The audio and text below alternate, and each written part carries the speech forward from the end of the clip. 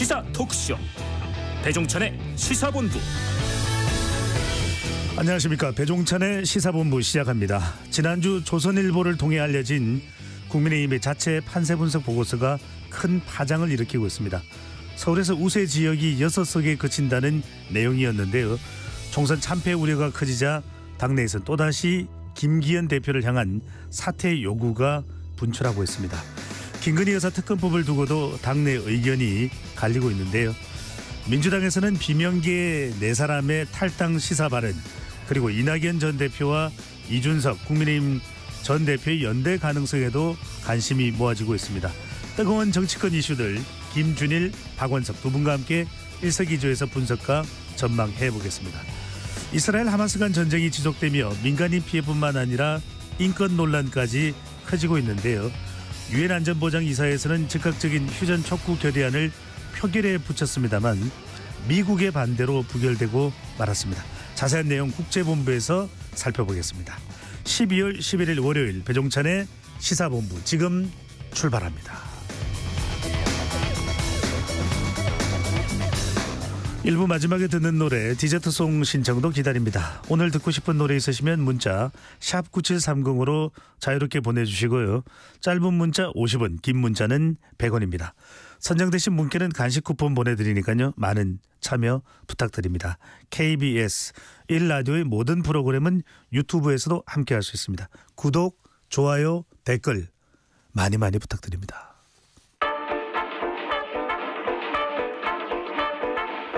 배종찬의 시사본부 한입뉴스. 오늘의 핵심 뉴스 한입에 정리하는 한입뉴스 시작합니다. 박정호 오마이뉴스 기자와 함께합니다. 어서 오십시오. 안녕하십니까. 네, 요즘 국민들은 여러 가지 이슈들에 짜증이 나다가도 손흥민 선수만 보면 기분이 좋아진다 그래요. 예. 오늘 새벽에서도 뉴캐슬을 4대1로 격파하는데 결정적인 역할을 내죠. 네, 한 골 넣고 도움도 2개나 기록하면서 네. 손흥민 보는 맛에 밤잠 설쳐가면서 계속해서 응원을 하게 됩니다. 네, 손흥민 티셔츠 하나 받으죠. 네, 제 바람일 뿐이고요. 첫 번째 뉴스입니다. 자, 윤석열 대통령 네덜란드 국빈 방문이 오늘부터 시작됩니다. 반도체 관련 행보에 관심이 모아지고 있네요. 네, 윤석열 대통령이 오늘부터 15일까지 3박 5일 일정으로 네덜란드를 국빈 방문하는데요. 오전에 윤석열 대통령 부부가 출국을 했습니다. 네덜란드가 반도체 장비 산업 강국이에요. 아마 많이 들어보셨을 것 같은데 네덜란드 ASML 유명합니다. 이 기업 유명하죠. 초미세 공정에 필수인 극자외선 노광 장비를 전 세계에서 유일하게 생산하는 기업입니다. 그러니까 웨이퍼 회로를 극자외선으로 이용해가지고 그린다. 이렇게 보시면 되겠는데요. 우리 삼성전자나 대만의 TSMC, 미국의 인텔 같은 반도체 업계에서는 이 장비를 납품받기 위해서 줄을 서서 대기를 하고 있다. 이렇게 업계에서는 얘기를 하고 있어요. 그래서 윤 대통령이 이 최신 노광 장비 생산 현장을 시찰할 예정인데 세계 메모리 반도체 1위, 2위인 이재용 삼성전자 회장, 최태원 SK그룹 회장, 그러니까 우리 기업인이 함께 동행을 합니다. 그렇죠. 반도체 계열사를 두고 있는 네. 그룹 총수죠. 그렇습니다. 여기다가 이 현장 시찰에 네덜란드 국왕도 동행을 한다 그래요. 특히 외국 정상에겐 처음으로 ASML 클린룸이 공개가 되는 거거든요. 그러니까 클린룸, 그러니까 이 IT 관련 제품 생산할 때 그 환경을 어떻게 유지하느냐 중요한데 먼지나 불순물을 최소화하고 습도나 온도를 잘 일정 범위 내에서 유지해가지고 제품을 생산하는 그런 곳인데 여기를 최초로 지금 공개를 하는 겁니다. 윤 대통령은 네덜란드의 이 반도체 동맹 구축을 위해서 반도체 대화체 신설, 또 MOU 체결, 공동사업 발굴 협의 등을 진행하겠다 이렇게 얘기를 하고 있고요. 어제 공개된 AFP 인터뷰에서 윤 대통령 뭐라고 했냐면 ASML 방문 이건 한국과 네덜란드 반도체 동맹 관계에 있어서 중요한 전환점이 될 거다. 이렇게도 얘기를 했습니다. 이런 이제 반도체 관련된 행보와 더불어서 헤이그에서 마르크 류터 네덜란드 총리와 단독 정상회담, 또 업무 오찬 등을 갖고 반도체 협력 중점적으로 논의하고 또 미래 협력 관계에 대해서 얘기를 한다고 해요. 또 윤 대통령의 국빈 방문을 계기로 메모리 분야 최강자인 우리나라의 반도체 장비 설계 분야의 강대국인 네덜란드, 이 두 나라 간의 이른바 반도체 동맹이 어떤 수준에서 맺어지게 될지 주목이 되고 있습니다. 네, 이준열사 묘소도 방문할 예정이라고 하니까요. 네. 하여튼 관계된 일정 또 추가적으로 들어오는 대로 청취자분들께 소개를 해드리겠습니다. 자, 정부가 범정부 컨트롤 타워인 공급망위원회를 내년에 설치한다고 하는데 어떤 목적 때문에 설치하는 위원회인가요? 지금 중국이 요소 그리고 인산이 암모늄 이런 우리 어떻게 보면은 우리 산업계와 또 우리 자동차 운전하시는 분들도 요소수 그럼요. 걱정 많이 하실 텐데요. 더 중요한 건 상당한 비료에 이 성분이 포함이 됩니다. 맞습니다. 인산이 암모늄 같은 경우는 화학 비료 원료기 때문에 거의 들어가는 재료기 때문에 많은 관심을 갖게 되는데요. 중국이 이 물질에 대해서 수출 제한에 나서면서 정부가 대책 마련에 분주합니다. 특히 이제 공급망 기본법이 지난 8일 국회 본회의를 통과하면서 내년 6월까지 범부처 공급망위원회를 설치하게 된 거라고 보시면 되겠고 적극적으로 공급망 위험 요인을 제거하고 대응하겠다 이런 의지가 읽히는 상황입니다. 이 위원회 위원장은 부총리 겸 기재부 장관이 맡고 경제안보 분야 외부 전문가 같이 그러니까 25명 내외로 구성한다 이런 계획을 세워놓고 있는데 오늘도 정부가 추경호 부총리 겸 기재부 장관 주재로 이 정부 서울청사에서 경제안보 공급망 관계장관 회의를 열었습니다. 그러니까 이 공급망 관련해서 장관급 회의를 연 게 이번 정부 출범 이후 처음이에요. 그만큼 관심을 쏟고 있다는 것이고 공급망 기본법이 지난주 국회 본회의를 통과해서 앞으로 우리 정부의 공급망 리스크 대응력과 회복력이 강화될 거다라는 게 추경호 부총리의 설명이었습니다. 그러니까 이 요소 대란 2년 전에 우리가 겪었지만 또 요소 수출 통제에 중국이 들어간다고 하니까 국내 많은 언론이나 전문가들이 아니 컨트롤 타워가 어디냐? 뭐냐 이렇게 많이 물어봤단 말이죠. 그래서 이번에 정부가 요소 컨트롤 타워 없다라는 지적에 공급망위원회를 범부처 차원에서 만든다 이렇게 볼 수도 있겠습니다.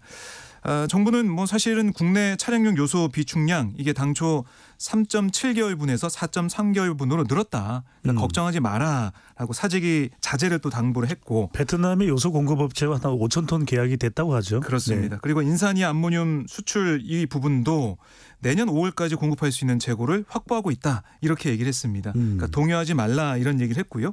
오늘 또 이 관계장관 회의에서 어떤 얘기가 나왔냐면 이 요소의 중국 외 제3국 대체 수입에 따른 기업 부담을 덜기 위해서 올해 말 종료 예정인 요소 할당 관세 내년까지 연장하겠다 이렇게 얘기를 했고 또 주장기적으로 요소를 국내에서 생산하는 안도 관련 용역을 추진해서 들여다보겠다 이렇게 얘기하면서 2년 전에 있었던 요소 대란 이건 없다라고 정부는 강조하고 있습니다. 네, 하여튼 선제적 대응이 그 어느 때보다도 필요할 것으로 보입니다.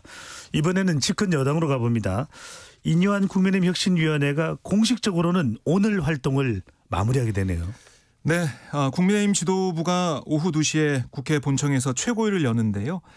이때 이 자리에서 혁신위로부터 혁신안을 보고받고 이걸 논의할 예정이에요. 혁신위가 그동안 6호 혁신안까지 내놨습니다. 당내 통합을 위한 대사면 국회의원 특권 배제 같은 혁신안, 청년 비례대표 50% 배치, 전략공천 원천 배제 내용, 과학기술인 공천 확대, 그리고 마지막으로 당내 주류 총선 불출마 또는 험지 출마 혁신안을 쭉 내놨는데 이 중에 어떤 게 좀 처리되는지 아세요? 기억하십니까? 1호 안건만 이게 통과됐습니다. 사실은 당내 통합을 위한 대사면 이것만 최고위에서 의결이 되면서 홍준표 대구시장과 이준석 전 대표의 징계가 취소가 된 바 있죠. 사실은 국민들이 관심을 가졌던 부분은 당내 주류들의 총선 불출마나 험지 출마, 그러니까 희생하는 모습을 얼마나 보일 것이냐 이게 관심이 모아졌는데 이거는 의결이 안 되고 앞으로 이 총선 기획단과 총선관리위원회 그러니까 공관위 차원에서 논의가 된다, 이어진다 이렇게 볼 수가 있을 것 같아요.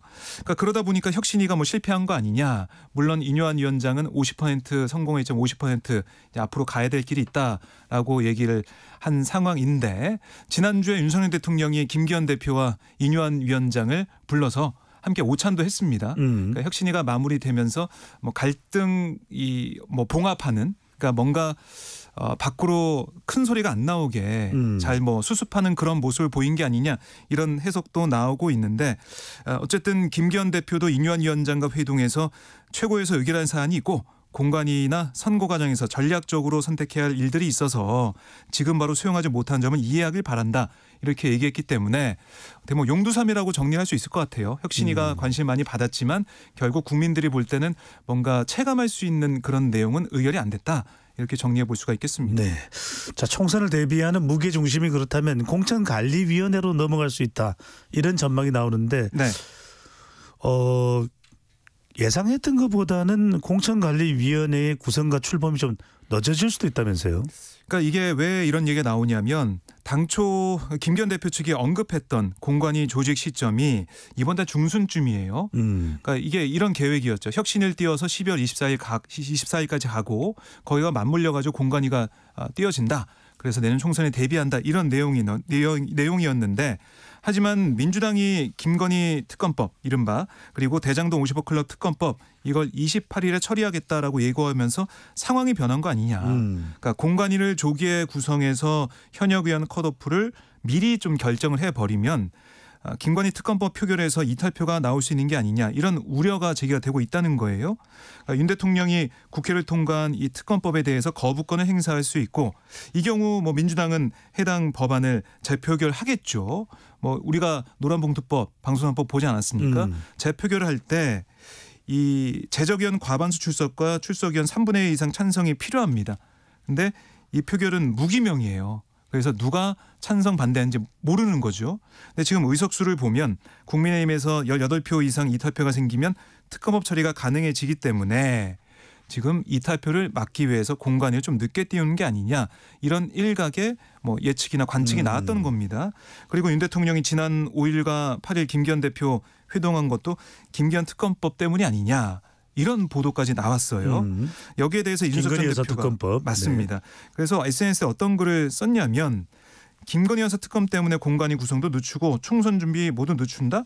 하루빨리 공천에서 뛰게 만들어도 부족할 수도권은 다 포기하는 거냐.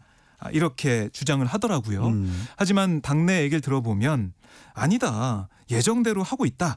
사실과 다르다. 이렇게 얘기를 했어요. 그러니까 박정원 수석 대변인이 이렇게 거부를 하면서 그러니까 인정하지 않으면서 지도부의 입장을 전한 셈이 됐는데 그러니까 사실은 이런 겁니다. 일단 공관위가 들어서자마자 컷오프 대상을 확정하는 것 자체가 물리적으로 쉽지 않기 때문에 그걸 어떻게 이거 며칠 늦춘다고 해서 그게 영향을 미치는 거냐 이렇게 반박을 하고 있는 것이고요. 또 희생 혁신안에 해당하는 대상자들이 대체로 영남권 지역구를 두고 있는 상황인데 특히 이제 공천이 곧 당선으로 연결되는 대구 경북 지역구 그동안 통상적으로 봤을 때는 가장 늦게 공천이 결정돼 왔었거든요. 그러니까 어차피 늦게 결정되는 이런 상황에서 공관위 출범을 굳이 늦출 필요가 없다. 이렇게 당 지도부는 반박을 하고 있습니다. 그렇군요. 어쨌거나 서서히 또 공천 국면으로 여야가 접어들고 있습니다. 이번에는 민주당으로 가봅니다. 민주당 비명계 의원 모임인 원칙과 상식이 탈당과 신당 창당 가능성을 시사했는데요. 최근에 또 4명의 의원이 토크 콘서트를 가지게 되었습니다. 김종민, 윤영찬 더불어민주당 의원 발언부터 듣고 오겠습니다. 민주당이 혁신하지 않으면 저는 선거 전망이 어둡다 이렇게 생각합니다. 올해 12월 달 우리 민주당의 혁신과 쇄신을 위해서 최선을 다하는 힘을 실어주시고 그 다음에 또 우리가 어떤 선택을 하더라도 변함없이 함께 가주시기 바랍니다. 목소리는 안 나왔지만 이원욱 의원은 상당히 좀 목소리를 더 높였습니다. 함께하기가 어렵다. 어떻게 봐야 될까요? 그러니까 뭐 원칙과 상식 소속 의원들이 계속해서 뭐 모임 청년 간담회도 갖고 어제 토크쇼 형식의 지지자들과 간담회도 하면서 뭐 세를 좀 모아나가는 그런 모습도 있고요. 또 한 가지는 이재명 대표를 향해서 그러니까 지금 당 지도부를 향해서 뭔가 액션이 좀 나와야 된다라고 압박하는 모양새예요. 그러니까 지금 여기는 뭐 발언은 저희가 듣지 못했지만 조홍천 의원 같은 경우는 어떻게 보면 신당 창당론에 약간 좀 거리를 두는 듯한 발언도 했거든요.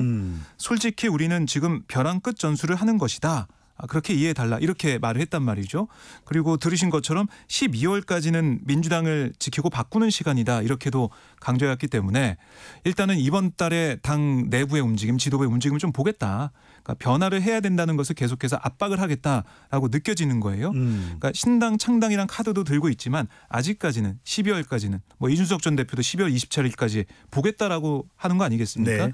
그만큼 12월 때까지는 좀 보고 그다음에 지금 선거제도 아직 확정이 안 됐기 때문에 비례대표제 이런 것까지 좀 테이블에 올려놓고 압박하는 모양새를 취하겠다. 압박의 강도를 높이겠다. 이 정도로 보여주고요. 아직 신당을 확실히 하겠다. 100%까지는 안 간 것 같습니다. 네. 하여튼 여의도 정치권은 긴박하게 돌아가고 있습니다.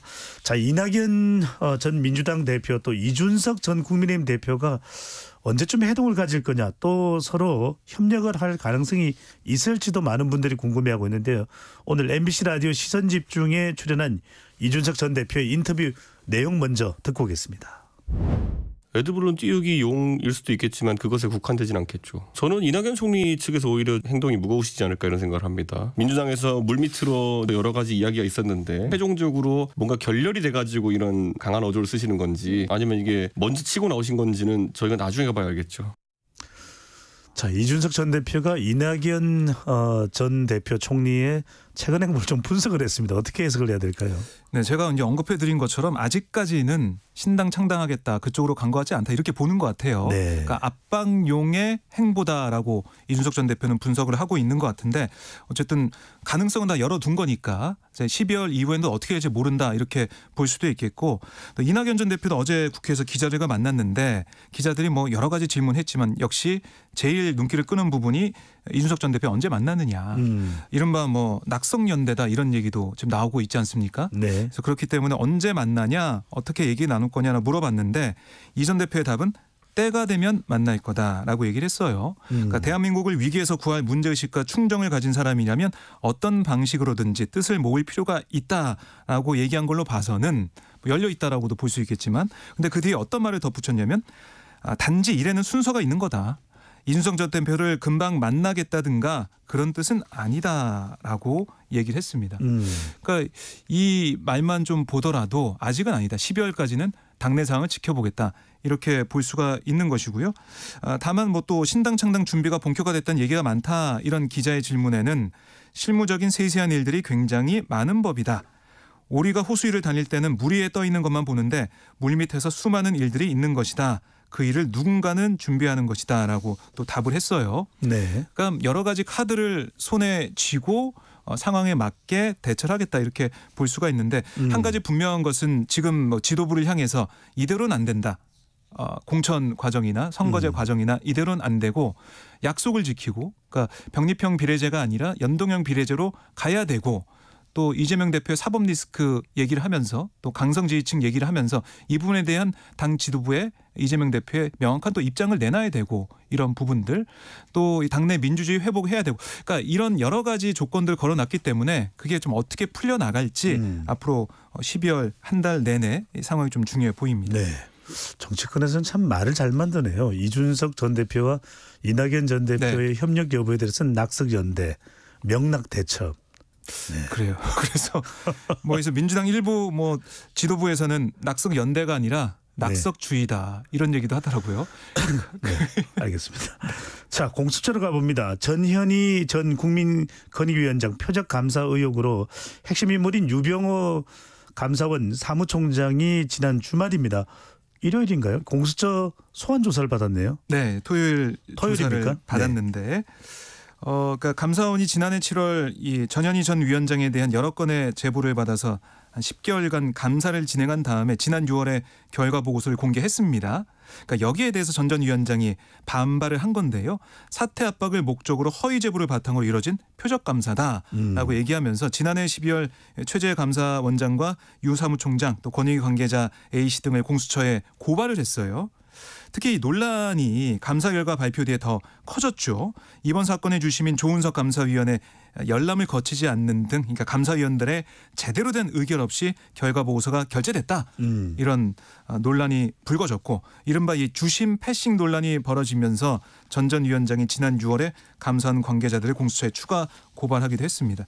그러니까 여기에 따른 공수처의 조사가 이번에 있었던 건데 유 사무총장이 공수처의 출석 요구에 5차례 불응했습니다. 신경전을 벌였다 이렇게 보도가 이어져 왔었는데 지난 주말에 오전에 공수처에 출석해서 15시간 정도 조사를 받았어요. 긴 시간 조사를 받았네요. 다음 날 새벽 1시 9분쯤 조사가 마무리가 됐는데 유 사무총장은 표적 감사 의혹 어떻게 소명됐냐? 추가 소환 조사 요청 받았냐? 여기에 대해서는 답을 하지 않았지만 공수처 쪽 얘기를 들어보면 한 360쪽 정도 이런 질문지 준비해서 다 충분히 조사를 하려고 했다라는 건데 유 사무총장은 진술서 제출로 가름하겠다. 의견서 제출로 가름하겠다 이런 취지의 답변했다라고 또 알려지고 있어요. 앞으로 최재 감사원장 소환 여부나 그리고 더 궁금한 게 공수처가 내년 1월 20일로 끝나는 김진우 공수처장 임기 내 사건을 마무리 짓겠다라는 계획이었는데 이건 또 어떻게 될지 수사가 박차를 좀 가하고 속도를 낼 수 있을지 좀 더 지켜봐야겠습니다. 네. 유병호 감사원 사무총장은 문제가 없다. 합법적으로 했다. 이렇게 이야기되는데 앞으로 또 공수처의 결과가 어떻게 나올지도 지켜봐야 되겠네요. 그렇습니다. 자, 박정호 오마이뉴스 기자와 한입뉴스 함께했습니다. 잘 들었습니다. 고맙습니다. 이 시각 교통정보 듣고 오겠습니다. 정현정 리포터. 네, 현재 대설주의보가 내려진 강원 산간은 내일까지 30cm가 넘는 큰 눈이 예보됐습니다. 안전사고 없도록 미리 대비해 주시고요. 현재 서울 시내 상황은 강변북로 구리 쪽입니다. 마포대교에서 반포대교까지 정체고요. 올림픽대로 공항 쪽으로는 성수대교 부근에서는 현재 제속도 못 내고 있습니다. 현재 경부고속도로 서울 쪽으로 양재에서 반포까지 밀리고요. 반대 부산 쪽으로는 잠원에서 서초까지와 동탄분기점에서 막힙니다. 오산에서도 제속도 못 내고요. 경주 휴게소 부근에서는 고장난 화물차가 서 있습니다. 서울 양양고속도로 양양 쪽인데요. 서종에서 막히고요. 서해안고속도로 서울 쪽으로는 서해대교 부근에서는 대형 화물차가 고장나 있습니다. 반대 목포 쪽으로는 금천에서와 순산터널에서 막히고요. 매송 휴게소 부근에서는 2, 3차로에 낙하물 떨어져 있으니까요. 미리 차로 변경하시기 바랍니다. KBS 교통정보센터에서 정현정입니다.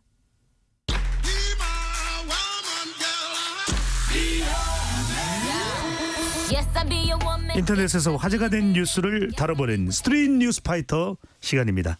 오늘은 조현정 시사평론가와 함께합니다. 어서 오세요. 네, 안녕하세요. 자, 오늘 우리가 다뤄봐야 될 주제가 많아서 바로 들어가겠습니다. 네. 자, 첫 번째 주제입니다. 이태원 참사 직후 사고를 예견했던 정보 보고서를 삭제한 혐의로 서울 용산경찰서 관련자들이 재판받고 있는 가운데 서울경찰청에서도 조직적 증거인멸 정황이 드러나서 검찰이 자료를 제출했다. 이런 소식이 뉴스가 들어왔네요. 네, 이 내용은 한겨레가 취재한 보도 내용인데요. 서울 서부지검이 서울청 정보부 보고서 관련 수사 보고서를 서울 서부지법 이태원 참사 재판부에 제출했습니다. 검찰이 재판부에 제출한 거네요. 네, 근데 이 검찰이 제출한 자료를 보면 서울청 정보부가 자체 생산을 했다가 사고 직후에 삭제한 이태원 참사 관련 정보 보고서들이 첨부된 것으로 파악됐습니다. 그 앞서 경찰청이 지난해 9월 달에 이제 9월이면 10월, 11월 행사를 준비해야 되잖아요. 그래서 가을 행사 사고 위험 요인 관련한 보고서를 전국 지방경찰청에 하달했습니다. 10월에 인파가 몰리는 축제가 많기 때문에 안전사고를 확인해서 보고해달라라는 취지였고, 그러면 각 지역에 있는 일선 경찰서들이 정보과들에서 이 자료를 보내면 서울청에서 이걸 취합한 뒤에 경찰청 정보국에 보고를 한 거고요. 김광우 서울청장에게도 보고됐다고 알려져 있습니다. 그런데 서울청 관계자들이 참사 책임을 피하기 위해서 여러 차례 회의까지 거친 뒤에 이 보고서들을 삭제했다는 게 검찰의 판단인 거고요. 특히 윗선으로 책임이 확대되는 걸 피하기 위해서 이 보고서들을 특정지어 삭제한 것으로 의심하고 있습니다. 조직적인 증거인멸 책임을 물어서 추가 기소하는 방안도 검토 중인 것으로 파악됐습니다. 검찰이 이런 정황을 파악을 했다는 거네요. 네. 네, 알겠습니다. 하늘을 가릴 수는 없는 일이니까요. 네, 두 번째 주제입니다. 어린 자녀를 양육하기 위해 새벽 휴일 근무를 거부했다는 이유로 회사가 채용을 거부한 건 부당하다는 대법원 판결이 나왔습니다. 네. 사업주에게 일가정 양립 지원을 위한 배려 의무가 있다는 것을 최초로 인정한 이게 판결로 나온 것. 내용상으로는 당연하다고 판단이 되는데 네. 판결로 나온 건 최초라면서요. 네, 맞습니다. 그리고 그것도 2심 판결을 뒤집어서 대법원이 다르게 해석을 한 건데요. 그 A씨가 있습니다. A씨는 고속도로 영업소에서 8년 9개월간 일한 일근직 노동자, 그러니까 9시부터 6시까지 근무를 하는 노동자였습니다. 네. 2017년에 기존 고용을 승계한 새로운 용역업체와 시용계약을 맺었는데 이 수습기간이 있는 거죠. 시용계약이라는 건. 그래서 수습기간 동안에 적절하지 않을 경우 근로계약을 해지할 수 있는 그런 상태였습니다. 근데 이 시용기간 중에 기존과 달리 이 새로운 용역업체는 새벽 근무, 공휴일 근무를 요구를 한 거죠. 그래서 A씨가 이걸 거부했고 용역업체는 3개월 시용기간이 끝난 뒤에 A씨에게 본채용 거부 통보를 했습니다. A씨가 구제 신청을 했고요. 중앙노동위원회는 부당해고로 봤었습니다. 그리고 업체는 소송을 겁니다. 2심에서는 업체의 손을 들어줬고요. 그렇지만 이번에 대법원이 업체 패소라고 판단을 하고 사건을 하급심으로 돌려보냈습니다. 대법원은 이 회사가 A씨가 아이를 보육시설에 등원시켜야 하는 평일 오전 이른 시간이나 공휴일에 근무해야 될 경우 양육에 어려움을 겪을 것이라는 사정을 충분히 알고 있었다라고 덧붙였고요.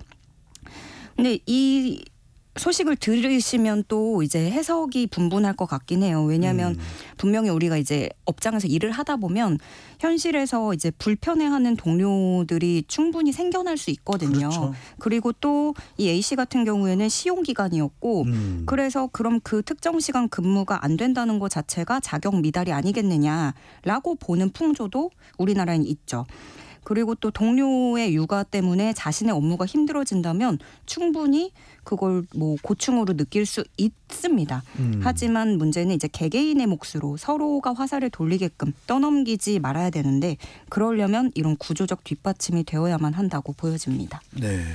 다른 것보다도 제가 주목하는 것은 이 노동 관련된 소청을 제기한 A씨가 구제 신청을 중앙노동위원회에 했는데 중앙노동위원회는 부당해고를 받네요. 네. 그럼 중앙노동위원회는 제대로 판결을 감안하면 받다라는 이유인데 참 이런 부분들이 현장에서 일과 육아를 양립해야 되는 쪽에 대한 충분한 고려와 또 보완이 있어야 되지 않을까 이런 생각을 합니다. 맞습니다. 요즘 저출산이 심각하다는 이야기도 하는데요. 이럴 때 온 국민들이 다 총력적으로 출산율과 육아에 대한 도움을 줘야 되는 거 아닌가 그듭 생각을 하게 됩니다. 자, 다음 주제입니다. 매년 한 해를 돌아보며 사자성어를 발표가 되는데 네. 여러 가지 많이 발표가 되고 지록위마도 나오고 네. 경강부에도 나오는데 자, 교수들이 꼽은 2023년 올해의 사자성어로 결리망이 이로움을 보자 의로움을 잇는다. 뭔가 좀 나한테 득이 되는 걸 이익을 봤을 때는 의로워야 되는데 정의로워야 되는데 이걸 잊어버린다. 이게 선정이 됐네요. 네. 올해 전국 대학 교수 1,315명을 대상으로 설문조사를 실시했는데요.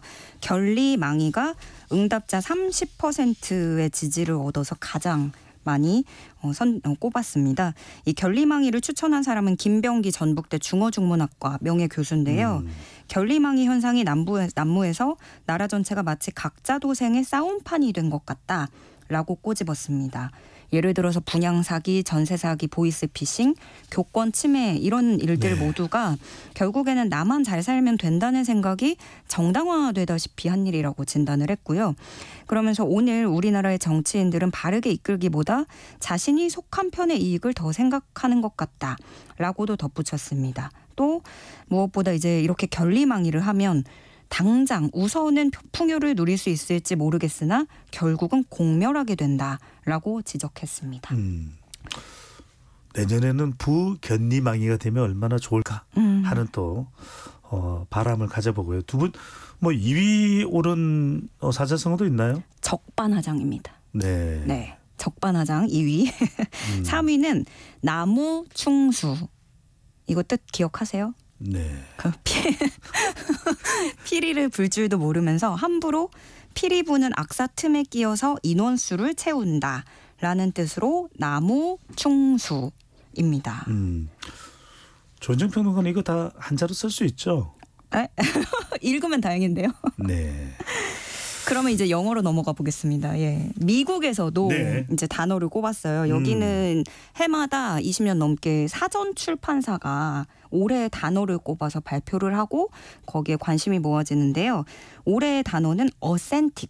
오, 어떤 의미인가요? 진짜, 진정한, 참된. 이라는 뜻을 가졌습니다. 이 사전 출판사가 어떤 식으로 단어를 뽑냐면 조회수, 검색량 등을 통해서 조합을 해서 올해의 단어로 뽑는 거예요. 그런데 뭐 이 어센틱이라는 진짜 참된 이 단어는 원래도 많이 검색이 되는 단어긴 했는데 특히나 올해 많았다는 겁니다. 요즘에 왜 딥페이크 이미지도 범람을 하고 가짜 뉴스도 있고 사실 여부가 중요하지 않은 탈진실 시대에 이런 단어를 찾아보는 사람이 네. 많아졌다는 거고요. 그만큼 또 이 정보가 진짜인가? 이런 걸 또 뭐 진위 여부를 판별하기 위해서도 검색을 많이 했겠죠. 그렇죠. 그리고 또 한 가지 갈래는 네.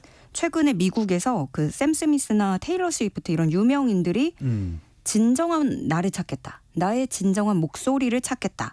라면서 이 단어를 자주 사용해서 또 그만큼 유명해지고 많이 쓰이는 단어이기도 했습니다. 그렇군요. 진정한이라는 게 어떻게 보면 진짜보다 더 의미 있다 이런 생각이 들기도 하고요. 네. 한 가지 저 주제를 더 좀 짚어봅니다.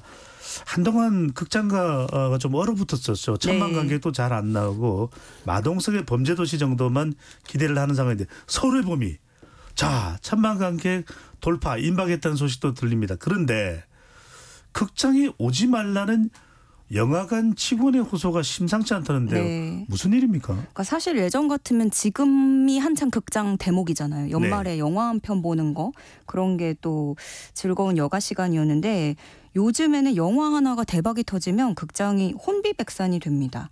대응할 직원이 없기 때문이에요. 그래서 급기야 극장 직원이라고 하는 사람이 온라인에 제발 영화 보러 오지 마세요. 너무 힘듭니다. 왜 직원은 없냐 이렇게 불만을 가지실 텐데 그런 사정이 있다라고 현실을 설명하는 글이 또 많이 화제가 됐어요. 네, 안내도 해야 되고 뭐 청소도 해야 되고. 네, 그 교대로 정해진 휴게 시간을 아예 지킬 수 없는 상황인 거고 직원 한 명 쉬러 가면 아르바이트생 혼자서 뭐 매점 판매도 해야 되고 상영관 퇴출 업무까지 뭐 입장권까지 다 해야 되는데 코로나가 사실 가장 큰 원인이었죠. 그때 인원을 많이 줄였는데 지금 가보시면 매점도 다 키오스크로 팝콘을 주문해야 되고요. 대기석에서 이제 기다릴 수 있는 소파 같은 것도 사라진 곳이 대부분이에요. 근데 그렇다고 해서 인력을 또 복구하기도 어려운 게 뭐냐면 사실 이런 영화 하나 대박 나는 걸 만나기가 힘들어요.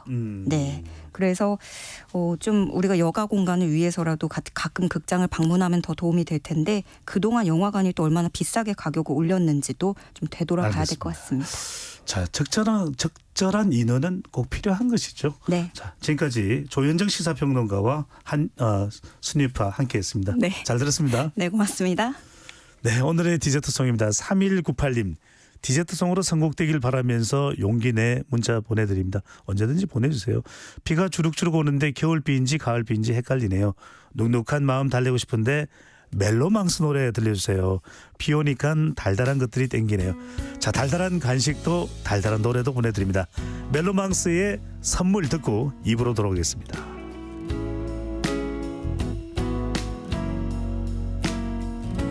빛이 들어오면 자연스레 뜨던 눈 그렇게 너의 눈빛을 보곤 사랑의 눈을 떴어. 항상 알고 있던 것들도 어딘가 새롭게 바뀐 것 같아. 남의 얘기 같던 설레는 일들이 내게 일어나고 있어. 나에게만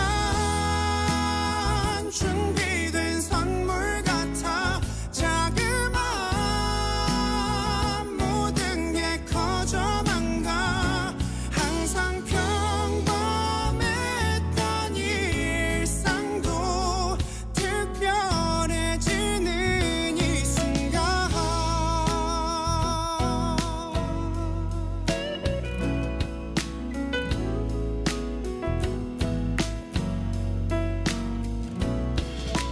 별 생각 없이 지나치던 것들이 이제는 오마냥 내겐 예뻐 보이고 내 맘을 설레게 해. 항상 어두웠던 것들도 어딘가 어딘가 빛나고.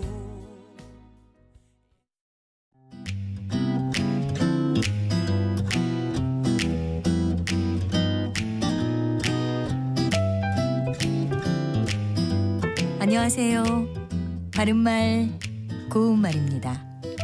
우리말 속담에 진날 라막신이란 말이 있습니다. 진날은 땅이 질척질척하다라는 뜻의 고유어 형용사 질다와 관련이 있고요. 땅이 질척거릴 정도로 비나 눈이 오는 날을 뜻합니다. 또 라막신은 앞뒤에 높은 굽이 있어서 비가 오는 날이나 땅이 진 곳에서 신던 신이니까 결국 이 속담은 아주 요긴한 사람이나 사물을 비유적으로 이릅니다. 그렇다면 진날 라막신 찾듯이란 속담의 뜻도 알아보도록 할까요? 이것은 평소에는 돌아보지도 않다가 아쉬운 일이 생기면 갑자기 찾는 경우를 비유해서 사용합니다.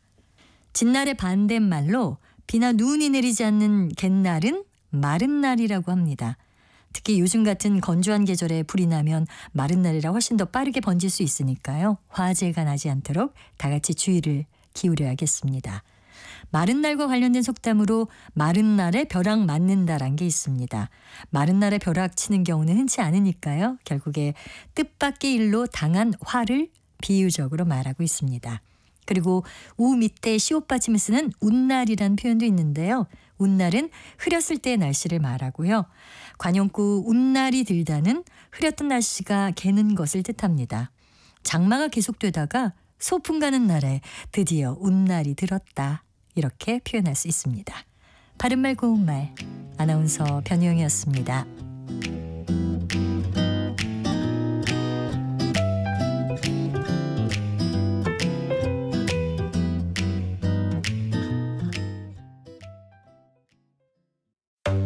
상대 얘기 중에서도 맞는 얘기가 있잖아요. 그러면 예, 거기까지 동감이 이루어졌으니까 그럼 또 요 다음 가시죠. 무슨 정반합 이렇게 가야 되거든요. 이기고 지는 걸 떠나서 좋은 결론을 도출해내셨으면 좋겠어요. 선 넘지 않는 그런 토론. 별로 의미는 없을 것 같아도 그래도 그런 자리가 자꾸 있어야 뭐가 변화가 있을 것 같아요. 그렇게 하다가 보면 뭐라도 뭐 하나 얻어 걸리는 게 있겠죠. 시민논객 여러분을 기다립니다.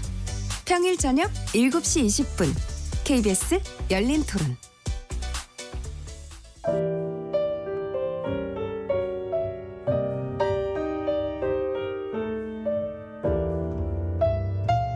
내일의 품격, 김성환의 시사야에서 챙겨가세요.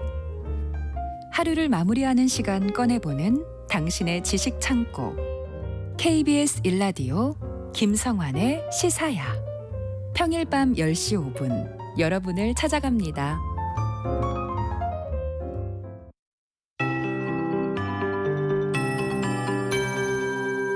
KBS 58분 날씨.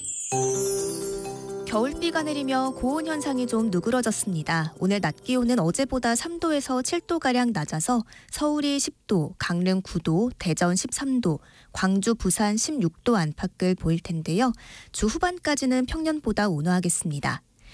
내일까지 전국에 최대 40에서 60mm로 꽤 많은 비가 예보됐습니다. 앞으로 빗줄기가 굵어질 전망이라 배수로가 막히지 않도록 관리 잘 해주셔야겠습니다.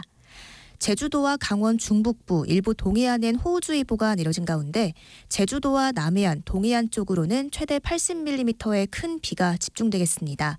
특히 경북 북부 동해안과 제주 산지에 많게는 120mm 이상, 강원 영동은 150mm가 넘게 쏟아지는 곳이 있겠습니다. 눈으로 내리는 강원 산지의 경우 북부로 갈수록 적설량이 많아지면서 높은 산지에 최대 30에서 50cm 이상 큰 눈이 쌓이기도 하겠고요. 강원 북부 산지엔 호우주의보와 대설경보가 동시에 내려져 각별히 주의하셔야겠습니다. 강한 바람에도 주의가 필요한데요. 특히 제주도와 부산, 울산 등 경상권 해안에 강풍특보가, 대부분 해상에도 풍랑특보가 발효 중입니다. 지금 서울의 기온은 9.4도, 서울에 내린 비의 양은 3.2mm입니다. 박다유입니다.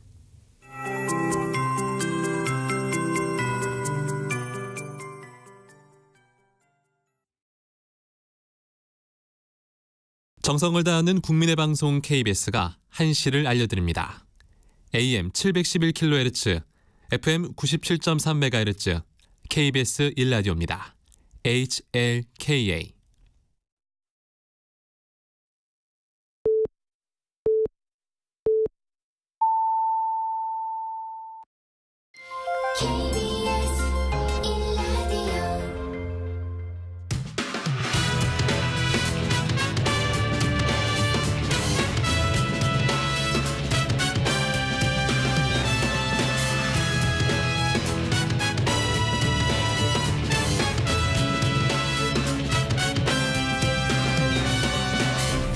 KBS 1라디오 배종찬의 시사본부.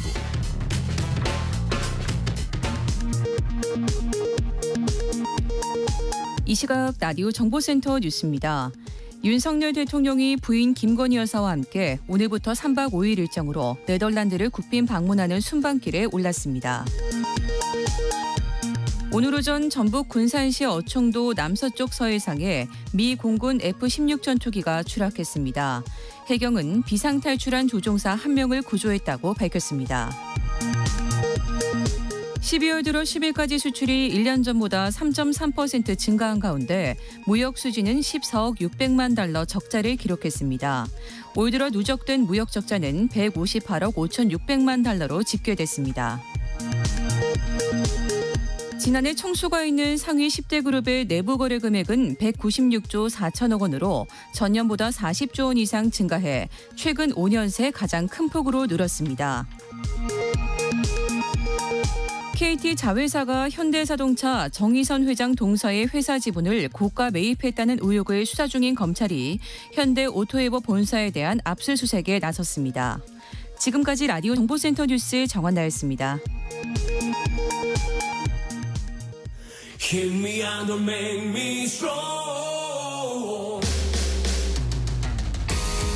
매주 월요일 주말 동안 있었던 뉴스를 정리하고 새로운 주간 뉴스를 미리 살펴봅니다.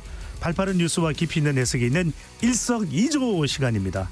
박원석 전 의원, 김준일 뉴스톱 수석 에디터와 함께합니다. 두 분 어서 오십시오. 안녕하십니까. 안녕하세요. 네. 박원석 전 의원께서 주말 동안 날씨가 많이 풀렸다. 네. 지금 서울은 추적추적 겨울비인지 가을비인지 또 비가 내리고는 있습니다. 날씨 많이 풀린 것도 이상기후 현상으로 봐야 되지 않을까요?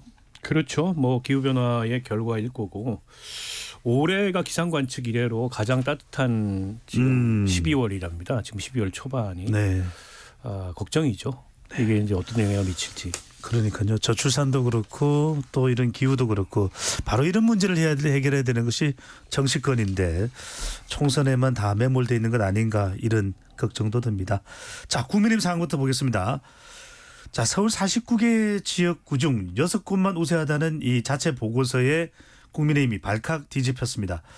자, 서울에서 8석을 얻은 21대 총선보다도 더 어려워지는 것 아니냐 이런 내용이 나오는데 총선 기획단장인 이만희 사무총장은 제약을 가정한 겁니다. 신빙성이 낮아요. 이렇게 이야기를 하고 있습니다. 자, 이준석 전 대표는 한 방송에서 6석도 어렵다고 본다. 우세를 확신할 수 있는 곳은 서울에서 4석 정도일 수도 있다. 자, 일단 이 판세 보고서의 내용 어떻게 진단하고 얼마나 심각한지 어떤지 박원석 전 의원부터요. 일단 당 지도부가 저걸 받고 쉬쉬했잖아요. 쉬쉬한 이유가 있겠죠. 그만큼 이제 상황이 나쁜데 저것까지 외부로 유출되면 이제 걷잡을 수 없는 당내의 반발이나 이런 거 우려해서 쉬쉬한 건데 쉬쉬할 문제가 아니죠. 일종의 이제 당 지도부는 배임 행위를 저지르고 있다. 저는 그렇게 보고 있고요. 이만희 사무총장이 뭐 최악을 가정한 물론 맞을 겁니다. 근데 최악이 저거라면 그거 정말 큰일 난 거잖아요. 그 지난 총선을 역대 선거사상 최악이라고 특히 서울 지역 선거 결과를 놓고 얘기를 했는데 그보다 더 안 좋다는 거 아닙니까? 여당임에도 불구하고. 근데도 저 의미를 축소하는데 급급한 게 여전히 국민의힘 지도부가 위기의식이 없구나. 총선에 대해서. 내지는 다른 목적이 더 크구나. 총선 승리라는 목적보다. 어떤 목적이요? 이를테면 뭐 본인들 자리 보존하고 영남권 의원들 공천받고 현역 의원들이 팍 다물고 있지 않습니까? 현역 의원들 같은 경우에는 총 최악위로 치러진 지난 총선에서 당선된 지역 출신들이에요. 양진 거죠. 국민의힘 입장에서 보기에. 그러니까 자기 공천이 우선이구나 이런 생각이 들고요. 반면에 수도권에 지금 출마를 준비하면서 하루하루 열심히 선거 준비를 하고 있는 수도권 원외위원장들 같은 경우에는 허탈한 거죠. 공천 받으면 뭐하나 이런 상황에서. 김기현 대표 체제로는 도저히 총선 갈 수 없다. 이런 불만들이 일어나고 있고 그 기저에는 오늘이 딱 강서 재보궐선거 끝난 지 2달 된 날이랍니다. 근데 2달 동안 이 여권이 제자리 걸음했구나. 국정기조 변한 거 없고 인적 쇄신 일어난 거 없고 전부 다 그 얼굴인데다가 중간에 끼워놨던 혁신이마저 사실상 빈손으로 끝난 거 아니겠어요? 네. 결국 윤 대통령이 생각을 바꾸지 않으면 그리고 윤 대통령이 국정기조를 바꾸고 여당이 변화할 수 있는 룸을 열어주지 않으면 아무것도 안 바뀐다. 설사 김기현 대표를 내리고 비대위원장이 들어선다 한들 지금과 같은 지난 1년 반 동안의 국정운영 기조가 그대로라면 저거는 총선에서 심판을 면하기가 어려워요. 결국에 모든 문제의 열쇠는 대통령이 쥐고 있다. 저는 그렇게 봅니다. 네. 김수석 에디터는 어떻게 보십니까? 서울 판세 내용이 나온 이 보고서로 상당히 또 당 내외 논란이 되고 있는데요.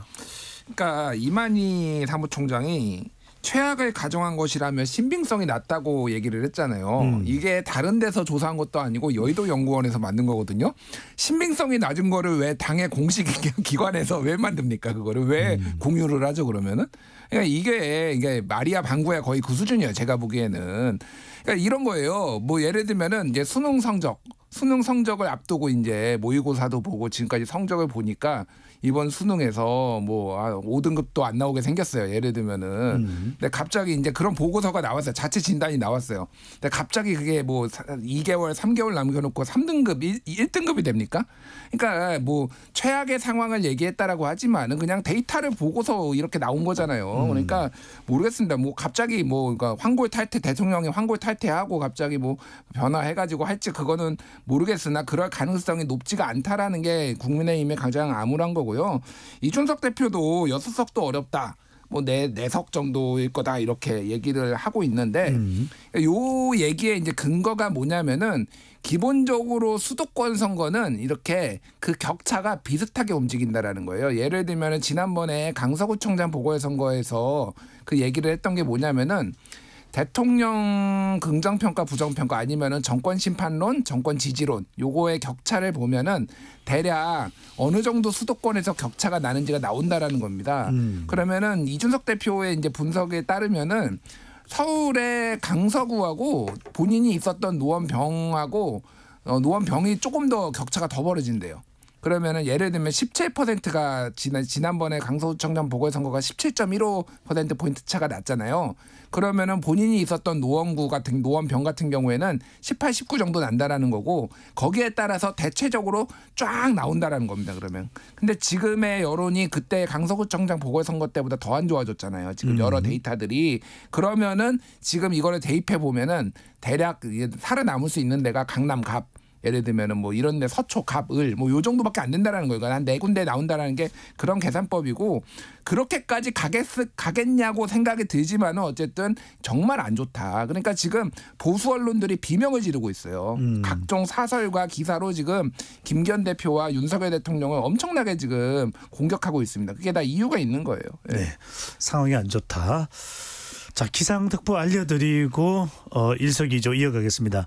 1시 기준으로 울산 앞바다 지역에 풍랑경보가 발효됐습니다. TV, 라디오, 스마트폰 등을 통해서 풍랑 정보를 수시로 확인하고 관공서의 재난 예보와 경보를 주의해서 확인하시기 바랍니다. 자, 그래서 지금 서울의 현역 의원인 국민의힘 의원도 반발하는 그런 상황도 나타나고 있는데 자, 지금 하태경 의원도 그렇고 김기현 대표를 좀 압박하는 분위기입니다. 그럼에도 불구하고 당 지도부는 지금 바뀔 기미는 또 보이지는 않습니다. 이건 어떻게 해석을 해야 될까요? 결국에 이제 김기현 대표가 강서 재보궐선거 참패 이후에 당내 여러 압박이 있었지만 본인은 물러나지 않고 임명직 2기 지도부를 구성하고 혁신위를 넣어서 시간을 벌었잖아요. 네. 근데 이제 그 혁신위의 혁신안마저도 수용을 안 했습니다. 그리고 이제 버티기에 들어갔는데 든든한 우군이 있어요. 김기현 대표한테는. 영남 다선 윤핵관 의원들이 든든한 우군입니다. 1차적으로. 일종의 동맹이에요. 근데 그 사람들은 공천을 받으면 당선되는 지역에 있는 분들인데 공천권은 형식적으로 당대표한테 있습니다. 그리고 당대표를 흔들 이유가 없는 거죠. 그분들 입장에서는. 그런데다가 최근 들어서는 윤 대통령도 우군으로 보여요. 신임 지도부 불러서 오찬하고 그다음에 인유한 위원장 이제 혁신이 마무리되니까 함께 불러서 오찬하고 결과적으로 정치적 해석은 김기현 대표한테 힘을 실어주는 거 아니냐. 이대로 총선은 김기현 대표 체제로 치르는 거 아니냐. 이런 해석들이 나오고 있고 그리고 당내에서 나오는 비판은 뭐 공관이니 선대위니 누구 영입이니 이런 걸로 다 이제 그 일종의 물타기를 하겠다. 이런 게 지도부의 생각인 것 같아요.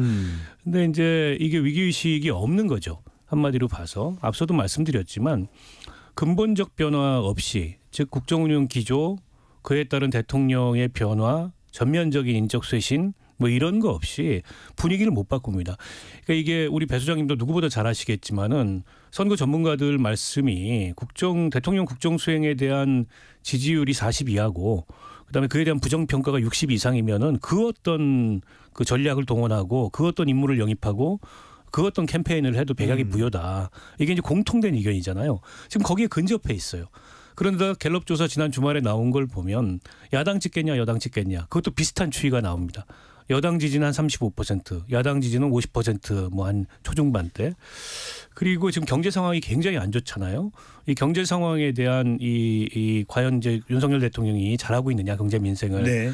그에 대한 뭐 잘한다 잘못한다 이 비율도 비슷해요.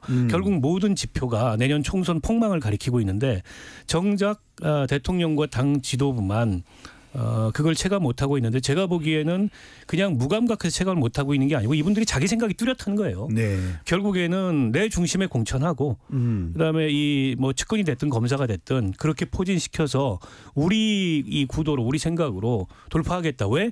저쪽에는 이재명이 있잖아. 이런 생각인 것 같습니다. 네. 우리에겐 이재명이 있다. 이것만 믿는 것 같아요.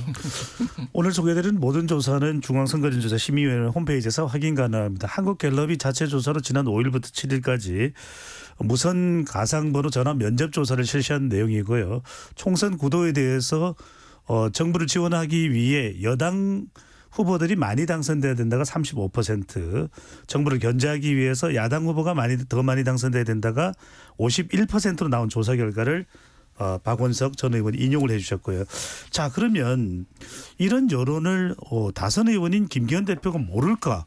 여의도 연구원을 통해서 계속 여론조사를 전달받을 텐데 자, 오늘 최고위원회에서 인요한 혁신위의 혁신안에 대해서도 종합보고 내용에 김기현 대표가 응답할까요? 또는 본인의 거취에 대해서도 오늘 거론할까요?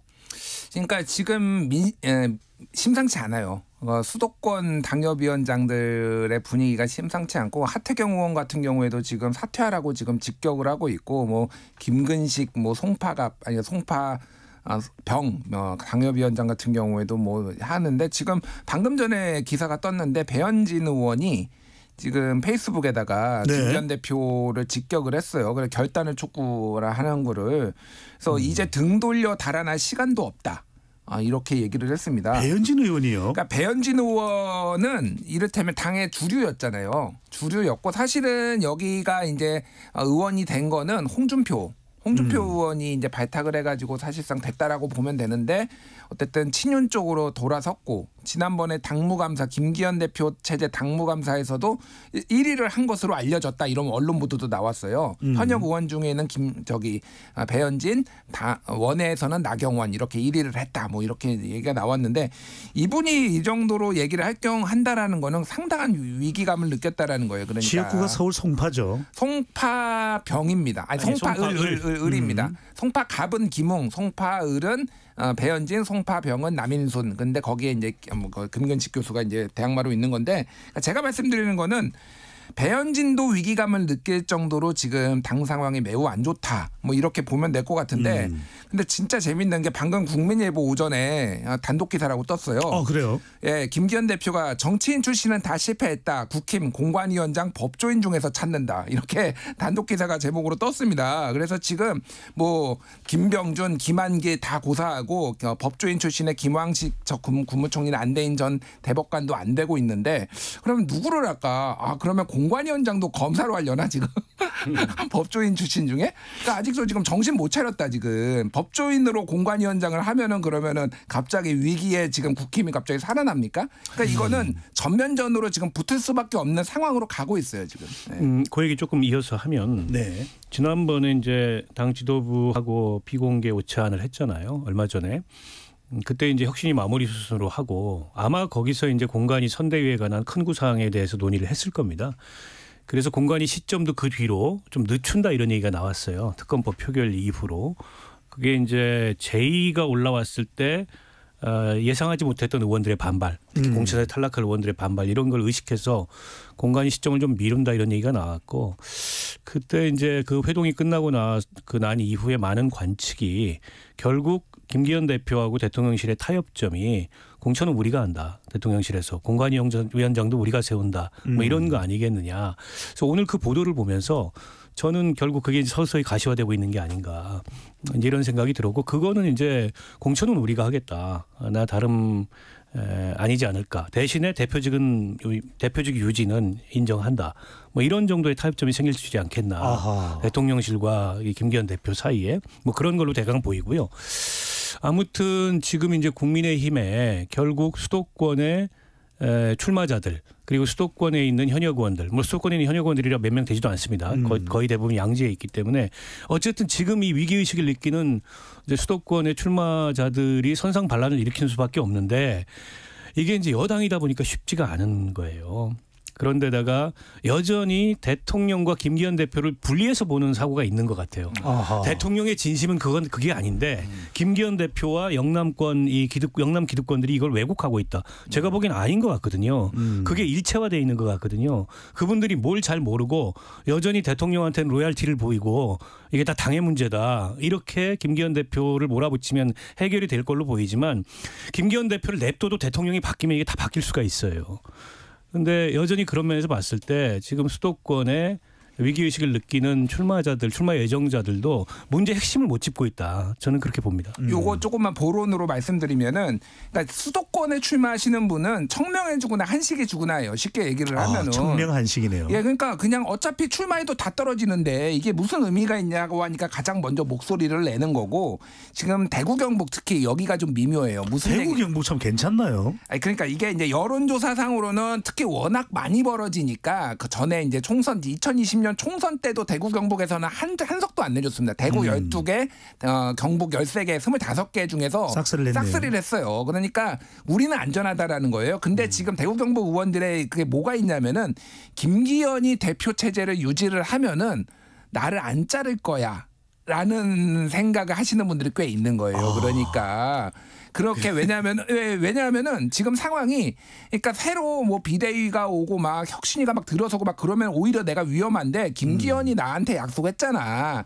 약간 우리는 그리고 내가 반란을 일으키지 않은 김기현 대표 체제를 유지해 줄 테니까 그 대신 나는 공천을 받을 수 있을 거야라는 생각이 있는데 지금 얘기했듯이 용산에서 사실상 만약에 공관위원장을 세운다고 본다면 그리고 김기현 대표 체제가 그거를 용인한다라고 본다라면은 그냥 대구에 한 3분의 2쯤 갈려 나갈 겁니다. 그래요? 예, 제가 보기에는 절반 이상 3분의 2쯤 갈려 나가면은 그때 앞불사 이런 얘기가 나오면서 이게 굉장히 커질 거예요. 이 진폭이 그러니까 지금은 수도권인데 그게 조만간 가셔야될 거다. 그러니까 굉장히 더 뒤에 지체된 뭐 비대위의 요구가 막 분출될 가능성이 상당히 있어요 지금은.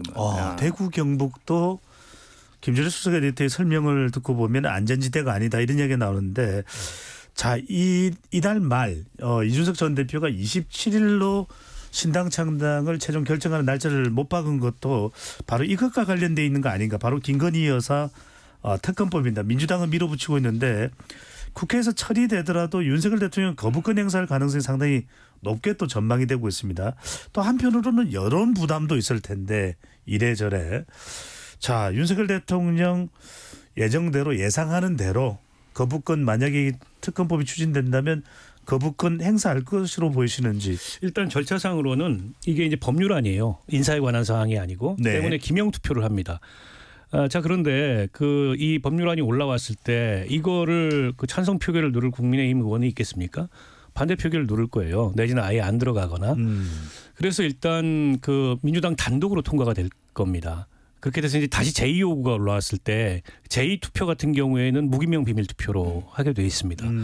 거기서 이제 반란표가 나올 소지가 있는 거예요. 때문에 그 시점과 공천 탈락자가 확인되는 시점을 지금 이렇게 좀 떨어뜨려 놓으려고 공관위도 늦추겠다. 왜냐하면 공천 탈락한다는 사람들이 열받아가지고 찬성 눌러버리면은 그거 감당이 안 되지 않습니까? 무기명 비밀투표이기 때문에. 그런데다가 지금 여론이 너무 악화되는 걸 의식해서 일부가 찬성표로 돌아설 가능성도 있는데 한 18표만 돌았으면은 이게 제의가 돼요. 200명이 돼가지고 골치 아픈 거죠 그러면은. 근데 저는 윤석열 대통령은 100% 거부권 행사한다고 봅니다. 이걸 가지고 뭐 여론이 어떻게 악화되든 이걸 가지고 총선의 민심 수책 내지는 반전의 계기로 삼든 이럴 생각 눈꼽만큼도 없고요. 무조건 거부권 행사할 거고 그리고 어떤 경우에도 이게 국회에서 제의되는 것을 좀 막을 거고 그냥 지금까지 해오던 논리대로 지난 검찰 문재인 정부 검찰이 탈탈 털었는데 아무것도 없었다. 이거 애초에 되지도 않는 거를 민주당이 정치적으로 악용하고 있다. 이걸 그냥 밀고 나갈 거예요. 국민의힘에서도 제가 보기에는 주류의 의견은 이제 그런 의견일 거고 뭐 이준석 전 대표라든지 비주류 일부에서 이렇게 되면 방탄 프레임이 거꾸로 우리가 걸린다. 이걸로 총선 망한다. 이런 어떤 위기의식을 갖고 있는데 들은 척도 안 할 거고 저는 밀고 나갈 거라고 보고 결과적으로 보면 이재명 사법 리스크가 이걸로 다 이재명 사법 리스크를 이걸로 다 덮을 수가 있어요. 민주당 입장에서 보면은 그러니까 이재명 사법 리스크가 없어지는 거예요. 김건희 이 특검에 대한 제의 요구를 그러니까 법률안을 거부하고 제의 요구마저 무산된 이후에는 그러면 총선에서 지금 그 국민의힘이나 윤 대통령이 가장 큰 무기로 삼고 있는 우리에겐 이재명이 있다가 안 먹히는 총선이 되는 겁니다. 그럼에도 불구하고 저는 거부권을 행사할 거라고 봐요. 김준일 수석은 어떻게 보십니까? 지금 보수 언론에서도 상당히 윤석열 대통령이 내년 총선을 위해서는 지지율 관리가 중요하다고 강조하고 있는데 어떤 상황이 전개될까요? 제가 기사 제목을 몇 개 쭉 읽어드릴게요. 네. 예. 동아일보 12월 7일 지난 금요일자 칼럼입니다. 이기용 대기자 칼럼이에요. 이 나라 보수는 김건희 리스크를 더 이상 안고 갈 수 없다. 제목이 이거예요. 내용인즉슨 뭐냐면은 김건희 여사는 관저 떠나서 사저에 가서 근신하라는 얘기입니다. 네. 그러니까 지금 이게 동아일보에서 나왔어요. 이게 네. 조선 시대에는 저걸 패서인이라고 부릅니다. 뭐 그리고 같은 날 이제 뭐 한겨레에서는 김건희 여사가 대통령인가 이건데 이제 명품 가방 수수 의혹과 관련해서 이거는 김영란법 위반 소지가 있다라고 해서 보수 언론 아까 이기용 대기자 같은 경우에도 그거는 진보 언론이 나쁜 놈들이다 쉽게 얘기를 하면 그러니까 이거대로 수사를 하되 그럼 그런다고 명품백 수수한 게 사라지는 거냐 이거는 문제가 있다라고 이제 얘기를 하는 거예요. 이런 얘기가 나오는 게 지금 보수가 얼마나 위기감인지를 조금 알 수가 있는 거고 조선일보 사설 한번 말씀드릴게요. 12월 7일자입니다. 이것도 지난 금요일에 사설 방통위원장까지 검사 출신 꼭 이렇게 해야 하나. 이게 이거예요. 그러니까 진짜 불만이 제목에서 지금 왜 검사를 지금 방통위원장을 안 쳐? 그 다음 날 동아일보 사설이 방통위원장 왜 대통령 선배 검사인지 설명이라도 해야. 그러니까 왜 이 사람을 안 쳤는지에 대해서 도대체 납득이 안 된다라는 거예요. 오늘자 동아일보 논설실장 정용관 논설실장 칼럼 제목이 용산 게이트키핑 시스템이 망가졌다는데 내용이 뭐냐면은 재벌 총수 떡볶이 먹방은 도대체 누구 머리에서 나온 거냐 이거 도대체 이거 여론 진짜 안 좋다. 지금 보수 언론들이 비명을 지르고 있습니다. 이게 지금 이 김건희 여사 특검과도 관련해서 점점점 압박이 심해질 거예요. 이제 재밌는 포인트가 뭐냐면은 만약에 예정대로 12월 28일 날 이제 이게 되잖아요. 그러면은 당연히 대통령은 20일이내 이제 거부권 행사해야 되거든요. 이게 생각보다 기간이 좀 떨어져 있어요. 자, 2020년에 김영호 공관위원장 자유한국당 공관위원장이 1월 16일 날 선임이 됐습니다. 예. 그러니까 1월 중순 아무리 늦어도 1월 중순에는 해야 되거든요. 그러니까 이게 타임라인이 생각보다 잘 안 나올 거예요. 그러니까 더 늦출 수는 없어요. 그러면 이 공관위원장 만들고 이게 무슨 일이 벌어질지 모르는 거예요. 사실 그래서 아까 전에 박원석 의원님이 말씀하셨던 대로 무기명 비밀 투표면은 이거 이러다가 폭망하겠다라고 그래가지고 국민의힘에서 대거 반란표가 나올 김건희 특검 제2요구권 했을 때 재투표했을 때는 나올 가능성도 있어요. 그럼 무기명이기 때문에 그러면은 국민의힘이 진짜 어디로 갈지 알 수가 없는 상황이 될 수도 있습니다. 네. 알겠습니다. 자 이번에는 민주당으로 가보겠습니다. 이낙연 전 대표가 최근 민주당 관련해서는 가장 많이 부각되고 있는 인물인데 이준석 전 국민의힘 대표와는 선을 긋기도 했었습니다. 이준석 전 대표를 만날 때는 아니다. 근데 며칠 사이 기류가 좀 달라진 모습입니다. 측근에게 신당 창당 실무 작업을 지시했다고 하고 이준석 전 대표도 때가 되면 만나겠다. 두 사람의 이 태도 자체가 달라진 이유가 뭘까요? 아주 많이 달라진 건 아니고요. 네. 만날 때는 아니다. 때가 되면 만나겠다. 같은 얘기거든요. 언제 만나겠다는 겁니까? 때가 있다. 만날 이 얘기를 한 건데 다만 이제 좀 더 운동장을 넓게 쓸 가능성을 열어놓는다. 그러니까 이낙연 전 대표 입장에서 그런 측면에서 좀 의미 있는 메시지의 변화가 있는 거죠. 이전까지는 결국에는 지금의 이제 이재명 대표와 같은 당 운영, 이른바 사당화라고 하는 거기에 비판하면서 김대중 노무현 내 민주당으로 이게 슬로건이었다면은 이건 이제 그걸 좀 더 넘어서서 이를테면 한국 정치를 바꿀 수 있는 이른바 이제 양당 이 정치의 극복으로 조금 더 확장된 슬로건이 될 가능성이 좀 높다고 보고요. 제가 사실은 이낙연 대표님을 12월 1일 날 뵀어요. 그래요? 차 한잔 했습니다. 그동안 뭐 이낙연 대표님을 뵀던 얘기를 굳이 말씀을 안 드렸던 건 민감한 시기이기 때문에 말씀을 안 드렸던 건데 그날 저를 만나서 했던 말씀의 수위를 이미 넘었어요. 그래서 이제는 제가 말씀을 드려도 되겠구나라는 생각이 들고 그때 저는 예감했습니다. 네. 당시에 이미 말씀 수위가 내면에 상당한 결심이 섰구나. 왜냐하면 워낙 신중하신 분인 걸 우리가 다 알기 때문에. 근데 이를테면 당시에 하셨던 말씀이 내 인생이 민주당이고 내 정치가 전체가 민주당이다. 16대 국회에 이분이 들어오셨잖아요. 때문에 고민과 결심이 길었고 그러나 이제는 온 힘을 다해서 깨야 되겠다. 뭐 이런 말씀을 하셨어요. 그때 이미 저는 어느 정도 오늘과 같은 그런 어떤 이낙연 대표의 행보가 예상이 좀 됐고요. 당시에 근데 이준석 전 대표까지 포함한 이른바 빅텐트에 대해서는 굉장히 유보적이었고 지금도 여전히 전 유보적인 측면이 있다고 생각합니다. 하지만 앞으로 상황이 전개되기에 따라서는 이게 국민의힘의 변화를 말하자면 촉구하는 그런 신당, 민주당의 변화를 촉구하는 신당을 넘어서서 한국 정치 전체의 변화를 견인하는 그런 어떤 탈진영 그런 신당이 탄생할 가능성도 배제하기는 어렵다 이렇게 생각합니다. 박 의원님 다음에 그런 내용이 있으시면 좀 빨리 이야기를 좀 해주시고요. 제가 좀 신중한 사람입니다. 네, 배종찬의 시사본부에 좀 많은 분들이 단독을 또 목말라 하시니까요. 자, 김준일 수석 에디터는 이렇게 여쭤보겠습니다. 그런데 민주당에서는 또 이준석 전 대표의 행보뿐만 아니라 최근 신장 상당 움직임에 대해서 친명계를 중심으로 상당히 비판적입니다. 김민석 의원은 사쿠라 노선, 낙석 연대 이렇게 비판하고 있고 우상호 의원은 이준석 전 대표와의 만남을 시사한 건 실책이다. 민주당 대표, 문재인 정부 총리 역임하신 분이 할 말은 아니다. 자, 이게 이준석 전 대표와의 해동에 대해서도 상당히 좀 비판적인 날선 목소리가 나오네요. 당연한 거죠. 당연한 겁니다. 아주 왜냐하면은 그 민주당의 주류 입장에서는 이낙연 전 대표가 나가 탈당해가지고 신당을 만드는 거에 영향력을 최소화해야 되니까 명분을 약화시키는 게 가장 이제 중요하다고 보고 거기에 대해서 집중적으로 공략을 하는 거고요. 그러니까 사실 약점이 되게 많아요. 그러니까 이 신당을 만듦에 있어서 이거는 뭐 이준석도 마찬가지고 이낙연도 마찬가지고 그리고 둘이 결합하는 거는 더 뭐 이상해 보이죠. 그러니까 전통적인 문법에 따르면은 우리는 오랫동안 사실상의 양당 정치를 구경해 왔고 거기에서 이쪽에서 양당에서 당 대표로 했던 두 분이 무슨 양당 통합인가요? 그러니까 결합인가요? 나와가지고 뭔가를 한다라고 했을 때 뭐가 사람들한테 납득이 되겠냐 첫 번째. 그리고 이게 물리 산수가 아니거든요. 정치는 예를 들면은 이준석이 뭐 대구 경북에서 좀 가져오고 이낙연이 뭐 호남에서 좀 가져오고 수도권에서 몇 석 가져오고 이러면 될까?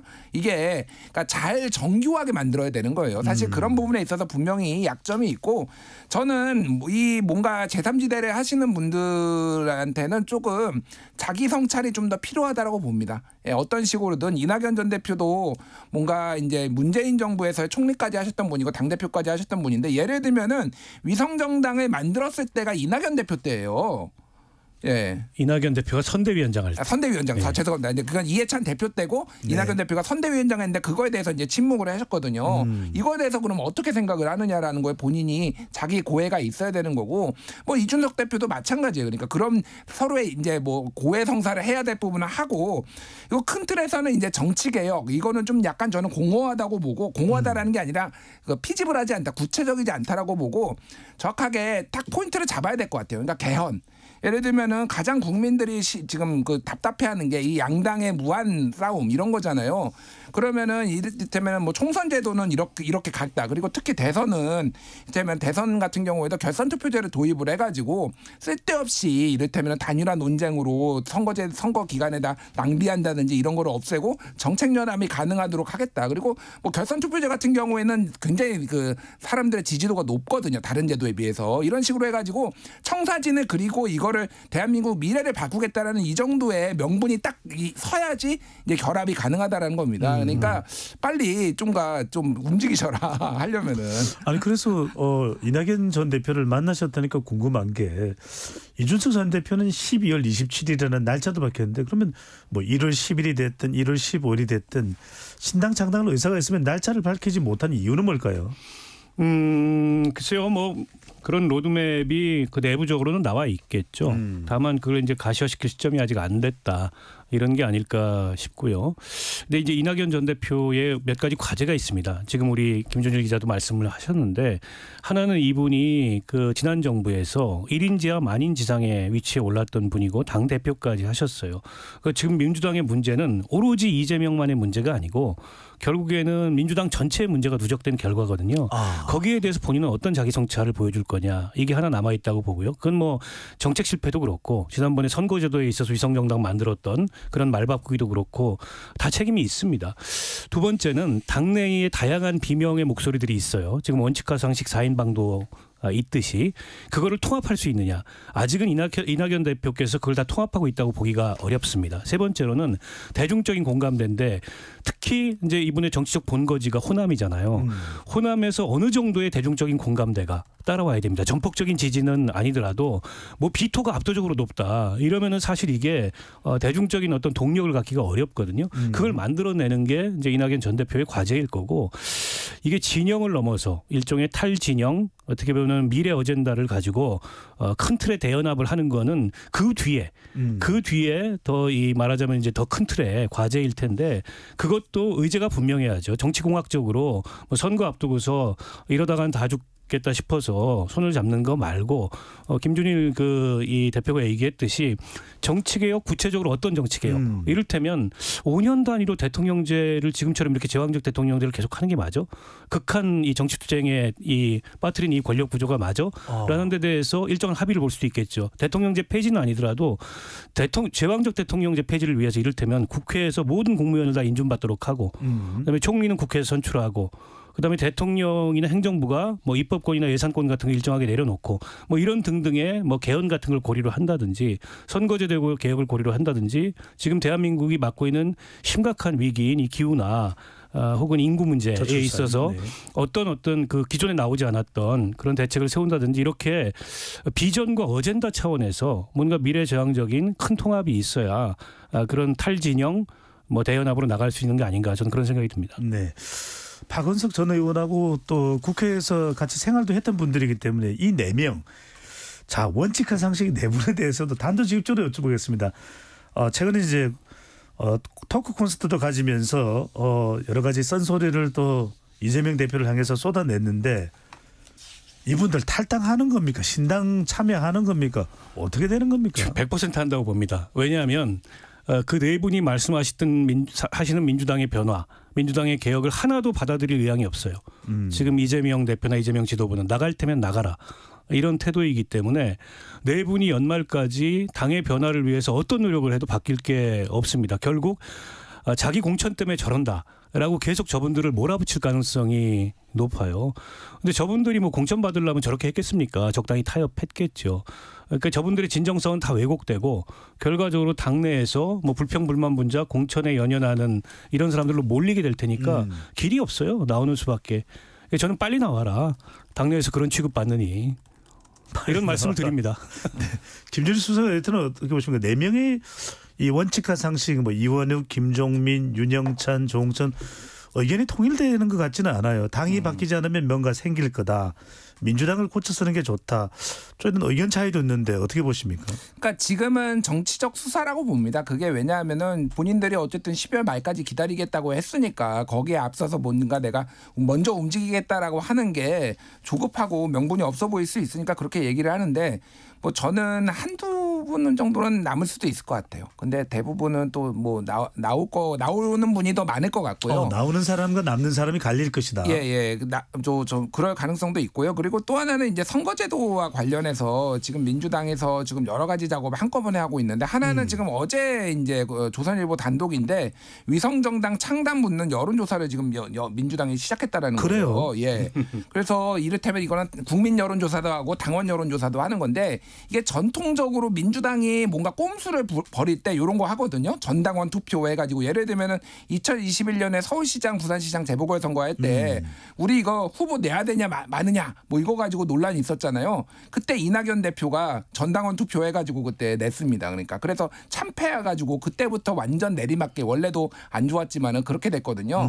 지금 딱 그 꼼수 지금 부리려고 지금 그쪽으로 가는 것 같아요. 그러니까 이런 것들이 다 화약고처럼 있어요. 특히 이제 그러니까 지금까지 이재명의 사당화에 대해서도 비판이 많았지만은 이거를 이를테면 삼총리 같은 경우에 이낙연 총리를 위한 김부겸이나 정세균이 요거 가지고 움직이기에는 조금 약했는데 이 선거제도를 약속을 저버리는 거는 휘발성이 굉장히 강해요. 아마 그러면은 다른 사람들도 굉장히 많이 움직일 명분을 줄 겁니다. 그 부분을 좀 주목해봐야 될 것 같아요. 네.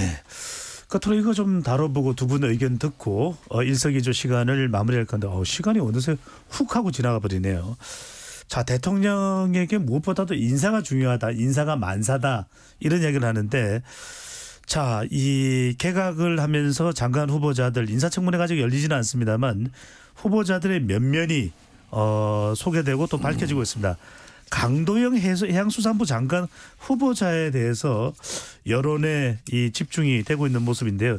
음주, 폭력 전과가 드러났고 민주당에서는 국민을 무시했다면서 지명차를 요구하고 있는데 자, 뭐 강도영 후보자뿐만 아닐 겁니다. 이 인사 문제 과연 어떻게 진단하시고 어떻게 풀어가야 될까요? 박 의원님부터요. 저는 강도영 후보자의 문제가 아니고 한동훈 장관의 문제라고 생각합니다. 법무부 인사검증단을 만들면서 민정수석실에서 하는 방식과는 다르게 이 공정한 어떤 기준을 가지고 그리고 이 아주 원칙적인 기준을 가지고 인사검증을 하겠다고 하는데 인사검증을 아예 안 해요. 이 정도면 아예 안 한 겁니다. 안 한 것처럼 내지는 우리 말씀이죠? 정부에서는 이렇게 해도 돼라는 어떤 오만함이 저게 묻어 있다고 보고요. 지난 정부에서도 인사 실패들이 꽤 많았는데 이렇게 대놓고서 인사검증을 하지 않거나 아주 기본적인 기준, 이를테면 음주 같은 거는 아주 기본적인 기준이잖아요. 지난 정부에서는 무슨 7대 기준에 그걸 포함했을 정도로. 그렇죠. 그런데 그런 게 있음에도 불구하고 이렇게 버젓이 임명하고 이 국회에서 인사청문회 해달라라고 하는 것은 본인들만의 그런 어떤 인사 기준이 있는지는 모르겠지만 국민 눈높이나 역대 정부에서 가져왔던 이런 거 아랑곳하지 않고 우리는 이렇게 하겠다. 그러니까 한동훈 장관이 법무부 인사검증단을 만들면서 했던 얘기가 전부 이게 내로남불 같은 얘기밖에 안 되는 거예요. 인사검증을 안 하고 있는 겁니다.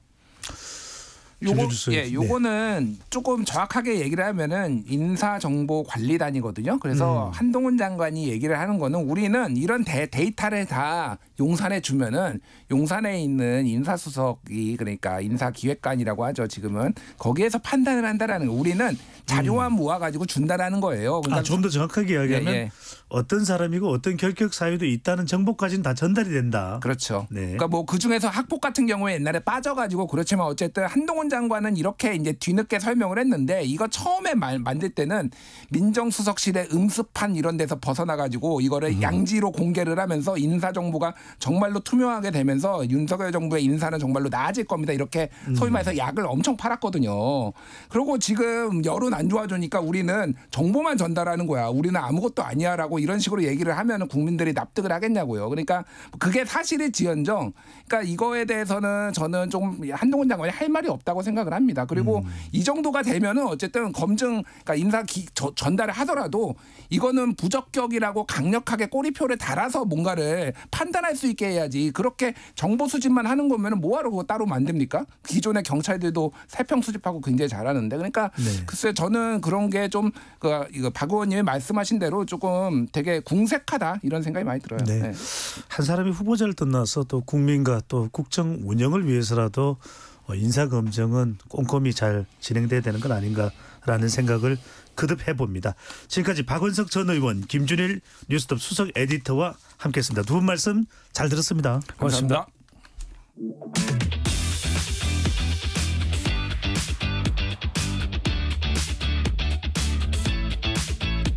배종찬의 시사본부는 여러분과 함께합니다.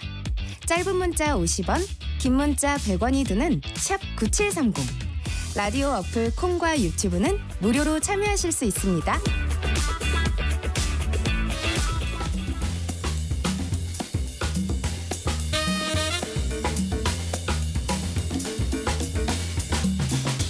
세계 곳곳의 국제 뉴스를 꼼꼼히 살펴보는 국제본부 시간입니다. 국제 뉴스는 이분과 함께하면 됩니다. 문희정 국제시사평론가와 함께합니다. 어서 오십시오. 네, 안녕하십니까. 문 평론가님. 네. 외신 관련한 이런 정보들을 속속 소개를 해주시는데 그 나라들을 다 가보신 건 아니죠? 꼭 가지 않고도 간접적으로 예. 그래서 제가 놀라는 거예요. 그럼에도 불구하고 얼마나 이 많은 뉴스들을 분석하시기에 그게 가능할까 현장감 있게. 제가 팁을 하나 좀 드릴까요? 네. 일단 어떤 나라의 뉴스를 딱 보셨을 때 몇 % 정도를 이해하시는지 저도 처음에 시작할 때는 100% 다 이해를 못해서 하나하나를 다 타고 들어가서 가지치기 하듯이 공부를 했거든요. 그런 방식으로 하시면 됩니다. 그래서 뉴스 하나를 완벽하게 이해하기 위해서는 처음에는 시간이 엄청나게 걸리는데 그 작업을 계속 하시다 보면은 어느 순간 뉴스를 완벽하게 이해하게 되는 날이 옵니다. 네. 저한테는 좋은 꿀팁인데 바깥에서 너무 길다고 네. 좀 지적을 하시네요. 짧게 좀 해주시고요. 네, 죄송합니다. 네. 자, 지난 1일 7일간의 지난 1일이었죠. 지난 1일이 네. 이제 7일간의 휴전이 이스라엘 하마스 간에 종료가 됐는데 네. 가자 지구에 대한 이스라엘의 공격이 또 최대 규모로 진행되고 있는 상황입니다. 유엔 안보리에서는 휴전 결의안이 올라갔는데 네. 부결이 됐다고요? 그렇습니다. 사실 휴전이 종료되고 나서 이스라엘 군의 공격이 더 강화가 됐어요. 원래는 가자 지구가 이 직사각형으로 돼 있으니까 중간을 뚝 나눠가지고 북부 지역만 공격을 했습니다. 이스라엘이. 그러면서 북부 지역 주민들한테 남부로 대피를 하라고 얘기를 했죠. 자, 그런데 휴전이 끝나자마자 어딜 때리기 시작했냐면 이제 중부부터 남부까지를 다 공격을 하기 시작하는 거죠. 칸 유니스 같은 곳을. 그렇습니다. 남부 중심 도시인데 거기에 하마스 지도자가 있고 그 지도자를 잡겠다라는 목표 아래 거기를 이제 때리고 있는 건데 문제는 뭐냐면은 대피를 와 있는 그 100만 명이 넘는 북부 지역 주민들까지 남부에 있는데 거기를 그냥 지금 때리고 있는 상황이라는 겁니다. 자, 상황이 이렇게 되니까 안토니오 구테우스 유엔 사무총장이 본인의 권한을 발동시켰어요. 유엔 사무총장의 권한 중에서 안보리의 특정 안건 논의를 요청할 수 있는 권한이 있습니다. 그렇군요. 이걸 발동시켜가지고 가자 지구에 대한 이스라엘의 무차별적인 보복은 옳지 않다. 즉각적인 휴전을 촉구한다라는 내용으로 결의안을 올렸는데 물론 이거는 아랍에미리트가 대신 제출을 했습니다. 그리고 8일 날 이 표결을 실시를 했는데 미국의 반대로 부결됐습니다. 자, 그럼 미국이 반대한 이유는 뭐냐? 그게 궁금해요. 미국은 휴전에 대해서도 계속 반대를 하고 있는 이유가 예전하고 똑같아요. 일관됩니다. 이 휴전은 하마스한테만 유리할 뿐이기 때문에. 그러니까 하마스를 완벽하게 파괴하지 않고서는 안 된다라는 입장을 이스라엘과 함께 취하고 있다라는 겁니다. 자, 안보리 결의안이 통과하기 위해서는 안보리 15개 이사국 가운데 9개 나라 이상이 찬성을 해야 되고요. 특히 5개 상임 이사국은 모두 찬성을 해야 됩니다. 그런데 여기서 미국이 거부권을 행사했고 영국이 기권을 함으로써 상임이사국 내에서 파토가 났다라는 거죠. 자, 일단 내일 유엔 총회에서 즉각적인 인도주의적 휴전을 촉구하는 결의안 초안을 표결할 가능성이 있다라고 얘기가 되는데 중요한 거는 총회 차원에서 결의안이 채택이 되더라도 또다시 안보리의 결정이 나지 않으면은 실질적으로 뭔가를 할 수 있는 게 없다라는 겁니다. 법적 구속력이 없기 때문입니다. 상임이사국의 이러한 비토권 반대할 수 있는 이것이 상당히 큰 영향을 준다고 봐야 되는데 그렇죠. 미국도 여론 압박이 있을 겁니다. 그럼에도 불구하고 바이든 정부가 이 휴전을 뭐 이스라엘 쪽에 이제 무게를 싣는다고 봐야 될 텐데 반대하는 더 결정적인 이유가 있을까요?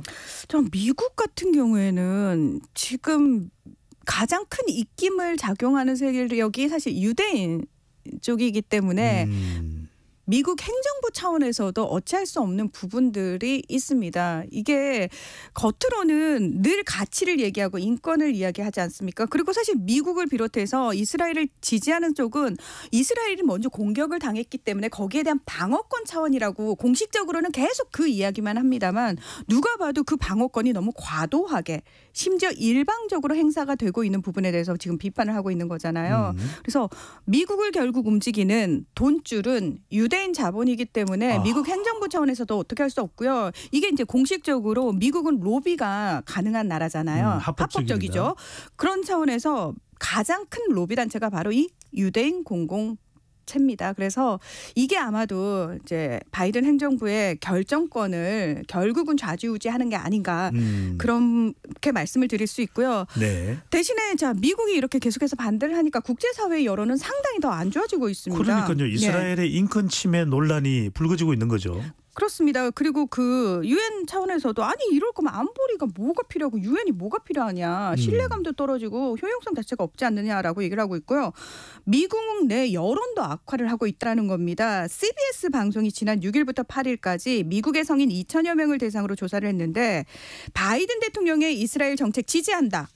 39%밖에 나오지 않았다는 겁니다. 그러니까 나머지 61%가 반대했다는 거예요.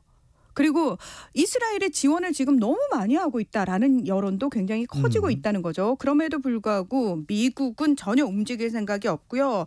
그 아까 인권 침해 말씀을 하셨습니다만 지금 그 사망자 수가 18,000명을 넘었다고 얘기를 하잖아요. 근데 이 과정 중에서 굉장히 논란이 된 동영상들이 있습니다. 어떤 내용인가요? 아마 한 번쯤은 사진으로도 보셨을 것 같은데 수십 명 또는 100명 정도의 남성들이 속옷만 입은 채 손이 뒤로 묶여가지고 무릎 꿇혀 있거나 거리에 또는 큰 구덩이가 있는 사막에 그렇게 앉아 있거나 트럭으로 그 사람들이 대량으로 이송되는 그런 사진들 보셨을 텐데요. 자, 이게요. 이스라엘은 항복을 한 하마스 대원이거나 테러리스트 용의자다. 라고 이야기를 하고 있는데 이 사람들 얼굴이 굉장히 정확하게 나오다 보니까 이 사람들 아는 지인들의 이제 제보가 빗발치는 거예요. 네. 외신들을 중심으로. 그러니까 CNN과 BBC 등 주요 외신들은 아니다 이 사진 속에 찍힌 일부 남성들의 경우 지인들의 확인을 통해서 하마스와 아무 관련이 없다라는 보도가 속속 나오고 있다는 겁니다. 게다가 이들 중에 유명 언론인도 있었는데요. 런던에 본사를 둔 아랍어 뉴스 매체인 알 아라비 알 자디드가 현지 특파원인 알 카루투가 그의 형제 친척 그리고 다른 민간인들과 함께 체포가 됐다. 이스라엘군이 이들에게 옷을 벗도록 강요했고 침략적인 수색과 굴욕적인 대우를 했다. 이런 보도를 내놓기도 했습니다. 네. 영국 일간지 가디언은 이스라엘군이 팔레스타인 민간인들에게 대피를 하라고 경고했지만 그들이 떠나야 할 의무는 없다. 전쟁 포로는 제3차 제네바 협약에 따라 모든 상황에서 인도적으로 대우하고 명예를 존중받을 권리가 있다. 그리고 국제적십자위원회도 국제법에 따라 대우해야 한다라고 얘기를 하고 있는데 지금 아마도 이제 북부에서 대피를 하지 않은 사람들을 중심으로 민간인들도 많이 잡힌 것 같고 심지어 실종자 수도 상당히 많다 이런 얘기들 나오고 있는데 이스라엘의 이 전쟁 범죄와 관련된 지적은 계속 나오고 있지만 이스라엘이 전혀 아랑곳하지 않고 있다라는 게 심각한 상황인 거죠. 네. 일종의 국제사회의 어떤 질서 뭐 이런 것이 현실적으로 나타나는 모습인가라고도 좀 생각할 수 있을 것 같은데 미국은 공화당 하원이 우크라이나 지원은 삭감하면서도 이스라엘 지원은 또 그대로 통과시켰다. 그런 소식도 들어옵니다. 자, 이번에는 이 우크라이나와 전쟁을 하고 있는 러시아 소식인데 푸틴 대통령이 중동을 방문했다고요? 그렇습니다. 이 지난 6일 날 수호이 전투기 넉 대 호위를 받으면서 아랍에미리트와 사우디를 당일치기로 방문해서 엄청난 환대를 받고 돌아갔습니다. 이 푸틴 대통령의 중동 방문은 4년 만인데요. 뉴욕타임즈는 뭐라고 분석을 했냐면 서방 국가들은 푸틴이 고립됐다.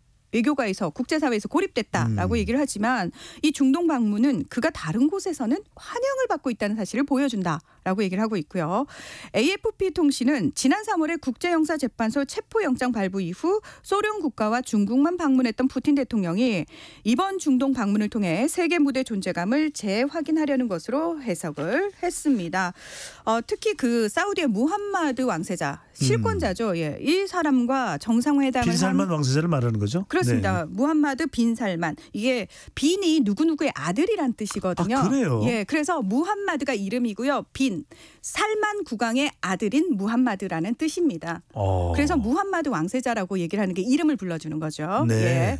자, 이분과 관련해 가지고는 정상회담을 하면서 무슨 얘기를 했냐면 감축과 관련된 이야기를 했어요. 이제 원유 감축, 생산 감축에 대한 얘기를 했는데 지금 러시아도 전쟁 자금이 필요한 상황이고 사우디도 2030 비전이라고 해가지고 탈석유를 하려는 굉장히 경제 프로젝트를 추진하고 있는데 여기 엄청난 자금이 필요하거든요. 그래서 고유가 유가가 높게 유지되는 게 이 두 나라에 상당히 필요하고 유리한 겁니다. 그래서 다른 나라들을 조금 압박을 해가지고 유가를 좀 올려보자 이런 이야기를 하고 있고요.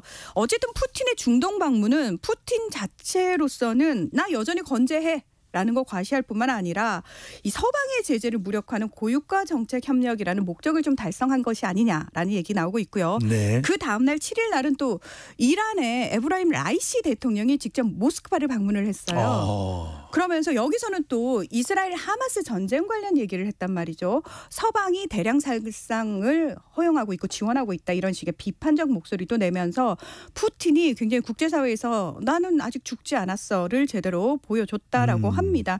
자, 상황이 이렇게 되다 보니까 이스라엘 정부가 10일 날 푸틴 대통령하고 네타냐후 총리 간에 통화를 했는데 거기서 네타냐후 총리가 왜 유엔에서 찬성표를 던졌냐 휴전안에 굉장히 크게 항의했다.